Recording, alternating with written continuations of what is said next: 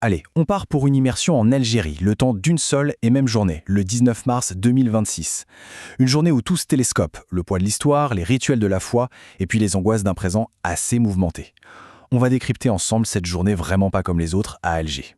Alors, ce 19 mars, c'est vraiment une journée à deux visages. D'un côté, il y a toute une nation qui retient son souffle. On est au 29e jour du Ramadan, l'ambiance est hyper spirituelle et tout le monde attend de savoir si, oui ou non, l'Aïd, la grande fête, sera célébrée dès le lendemain.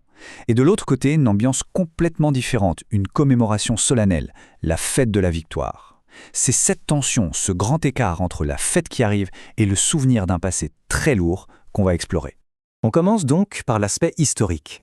La fête de la victoire, attention, c'est bien plus qu'un simple jour férié. C'est en quelque sorte le socle de l'identité algérienne d'aujourd'hui, une journée gravée dans la mémoire collective pour ne jamais oublier le prix de la liberté. Il y a 64 ans, donc, jour pour jour, après un conflit d'une violence absolument inouïe, les armes se sont enfin tues. Le cessez-le-feu entrait en vigueur. C'était la fin d'une guerre brutale et le début d'une toute nouvelle ère pour l'Algérie. Mais ce moment décisif, bien sûr, il n'est pas arrivé comme ça, du jour au lendemain. C'est l'aboutissement d'une lutte acharnée.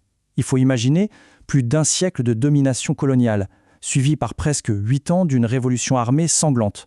C'est ça qui a finalement contraint la France à venir négocier et à signer les fameux accords d'Évian. Et ce qui est vraiment frappant, c'est la manière dont ce passé est rappelé aujourd'hui. Dans le message officiel à la nation, le président Tebboune n'y va pas avec le dos de la cuillère. Les mots sont très très forts. Il qualifie la période coloniale d'entreprise barbare pour bien souligner la brutalité de cette domination. Et cette vision, ce n'est pas qu'un discours politique. Elle est partagée et renforcée par les historiens, comme Mohamed Rab. Lui, il insiste sur un point qui est vraiment au cœur du récit national. L'indépendance a été arrachée, elle a été conquise, elle n'a pas été octroyée.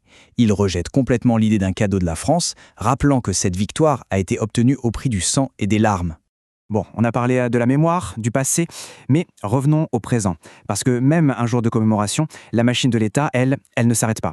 La vie administrative et politique, elle, continue son cours, comme si de rien n'était. Du coup, ce 19 mars, l'actualité est aussi rythmée par des décisions très concrètes. D'un côté, on a la diplomatie qui bouge avec de nouvelles nominations. De l'autre, le gouvernement qui se penche sur des réformes importantes. Et puis pour des millions de familles, la vie suit son cours avec ce moment que tout le monde connaît, la remise des bulletins scolaires. Bref, la nation avance. Prenons un exemple concret de ce qui se passe. La réforme des marchés publics. Bon, le terme a l'air un peu technique comme ça, mais en réalité, l'enjeu est majeur. L'objectif, il est assez simple et se décline en 4 points. D'abord, mieux contrôler comment l'argent de l'État est dépensé. Ensuite, garantir la transparence pour éviter la corruption. Troisièmement, assurer une concurrence juste. Et enfin, un point crucial, faire travailler les entreprises algériennes en priorité. C'est une vraie tentative de rendre l'économie plus saine et plus locale. Mais bien sûr, l'Algérie ne vit pas dans une bulle. Ce jour-là, le regard se porte aussi, avec pas mal d'inquiétude, au-delà des frontières, vers un Moyen-Orient qui est en pleine escalade militaire. La position officielle d'Alger, telle qu'elle est rapportée, est sans la moindre ambiguïté. Le ministère des Affaires étrangères sort un communiqué qui dénonce très fermement ce qu'il appelle des agressions sionistes sur le Liban. Et il exprime sa solidarité totale avec le peuple libanais, en appelant au respect de sa souveraineté. Et pour bien comprendre l'urgence de cette déclaration, il suffit de regarder le bilan humain qui est rapporté.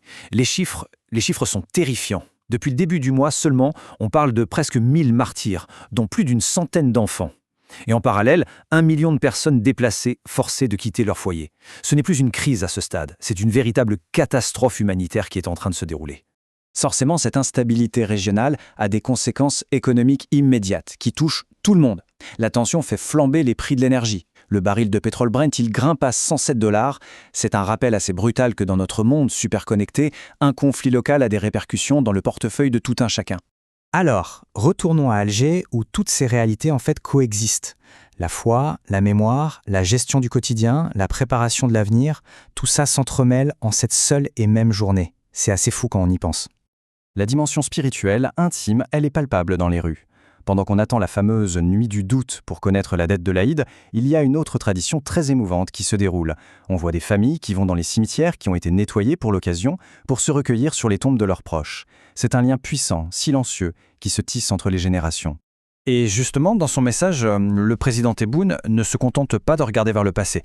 Il esquisse une trajectoire assez claire pour le futur. Il insiste sur le besoin de bâtir une économie plus forte, plus résiliente, de consolider la souveraineté du pays et de lancer de grands projets. C'est une façon de dire que la meilleure manière d'honorer les sacrifices d'hier, c'est de construire un avenir solide.